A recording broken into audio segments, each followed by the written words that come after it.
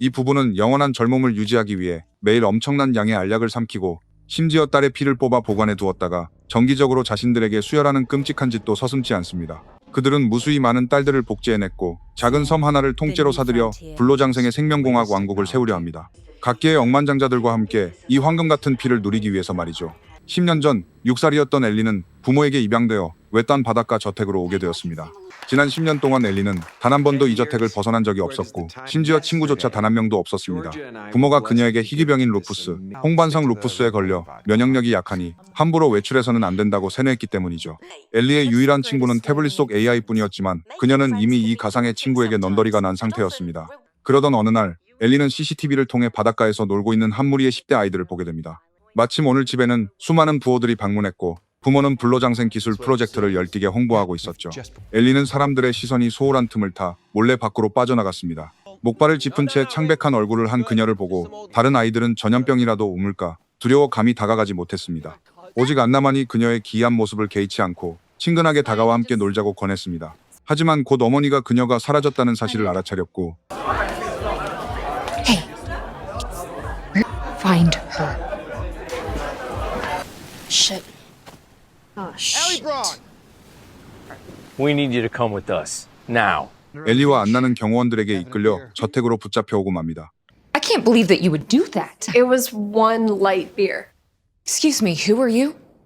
Do you have any idea? She is extremely sick.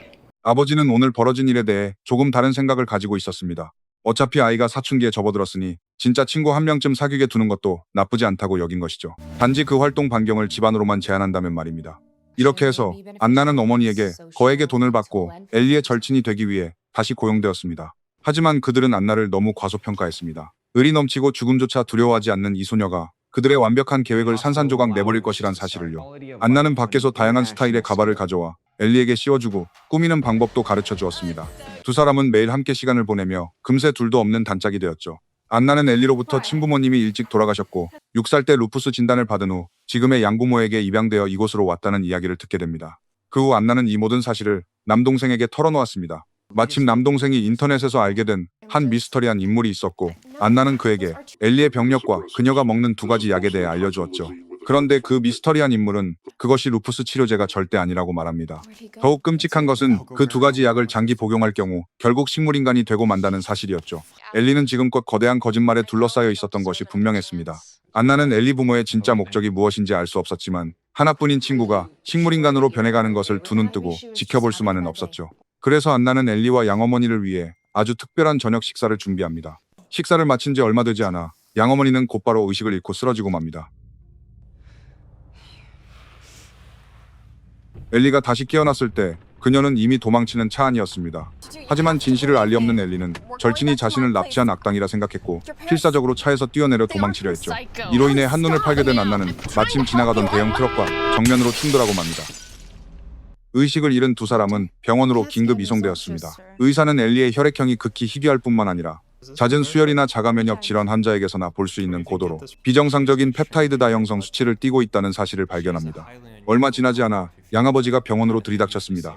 주치의는 현재 엘리가 받고 있는 루푸스 치료가 오히려 증상을 악화시킬 뿐이라고 경고했습니다. 하지만 양아버지는 엘리가 전담 사설 의료팀의 치료를 받고 있다며 병원의 도움 따위는 필요 없다고 아주 차갑게 잘라 말했죠. 의식을 되찾은 엘리는 의사와의 대화를 통해 자신에게 아무런 병이 없다는 충격적인 사실을 깨닫게 됩니다. 그녀는 당장 부모에게 달려가 따져 물었습니다. When were you planning on telling me I don't have lupus? The doctor from the hospital. 엘리는 마음속의 의심을 확인하기 위해 아무도 보지 않는 틈을 타 입안에 약을 뱉어내고는 변기에 버려 물을 내려버렸습니다. 놀랍게도 약을 단 한 번 걸렀을 뿐인데 다음날 그녀는 식욕이 왕성해졌고 체력마저 눈에 띄게 좋아졌죠.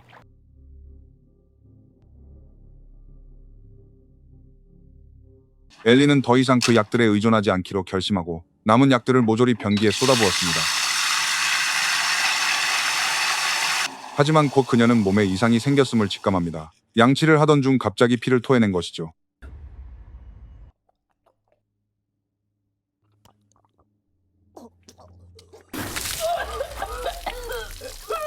놀란 엘리가 세면대를 다시 쳐다보았을 때 방금 전의 끔찍한 광경은 마치 환각이었던 것처럼 사라져 있었습니다.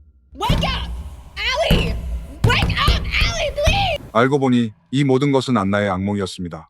꿈에서 깬 안나는 즉시 엘리에게 전화를 걸었지만 전화는 아예 연결조차 되지 않았습니다. 안나는 직감했죠. 분명 엘리의 부모가 수작을 부려 두 사람이 다시는 연락하지 못하도록 끔찍한 짓을 벌이고 있다는 것을요.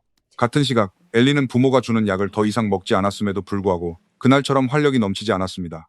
오히려 예전보다 훨씬 더 극심한 피로를 느꼈고 몇 걸음 걷지도 못해 주저앉아 쉬어야 했으며 음식조차 전혀 넘어가지 않았죠.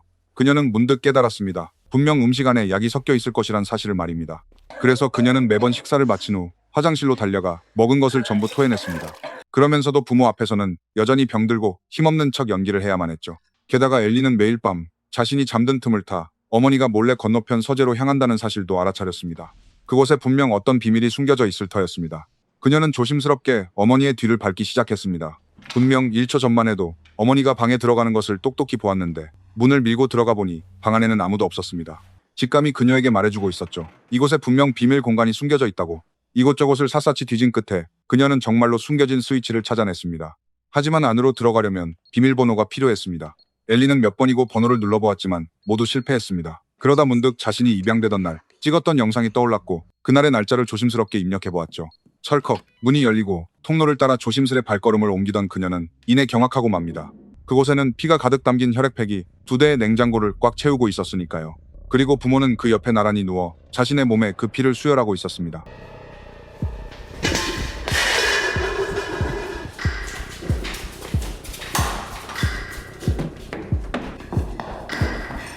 엘리는 필사적으로 도망치려 했지만 결국 경호원들에게 다시 붙잡히고 맙니다.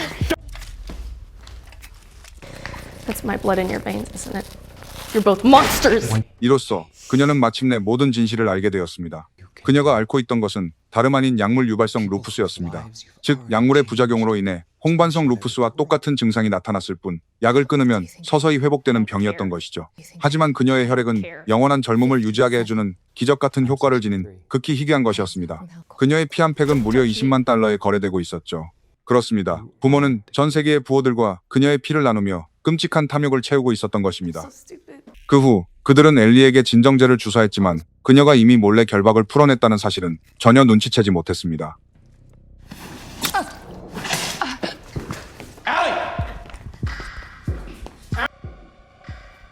해변으로 필사적으로 도망친 엘리. 다음엔 어디로 몸을 피해야 할지 몰라 막막해하던 바로 그 순간 안나가 갑자기 그녀의 등 뒤에 나타났습니다.